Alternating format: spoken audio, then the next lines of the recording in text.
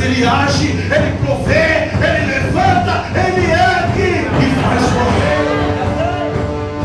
Ei, Moisés, eu vou te levantar como um grande mártir. Eu vou te levantar para tirar o meu povo da escravidão, porque eu não aceito mais ver o povo que eu escolhi, o povo que eu levantei, ser escravo de Faraó.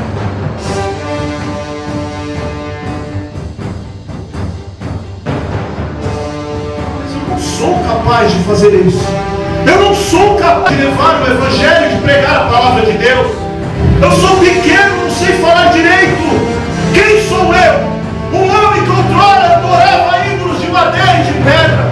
Um homem que iria para os estádios para bater em outros homens porque estavam com um uniforme diferente daquele que eu tinha.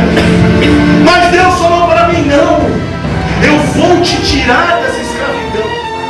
Quantas vezes nós olhamos homens e mulheres subindo em cima de púlpitos, pregando chave de casa, chave de carro, avivamento, enchendo o ego do povo, inflando o ego do povo, e se esquecendo de falar do melhor de Deus, que é a palavra certa de Deus, é o arrependimento, é a salvação dos seus reis. Você, profeta na terra, está cansado de ouvir a tua oração com a ladainha todo dia. Deus fala para você: eu já ouvi tua oração. Começa a ter atitude, começa a tocar na água, começa a sentar e profetizar que eu vou erguer a minha mão ao teu favor. Eu sou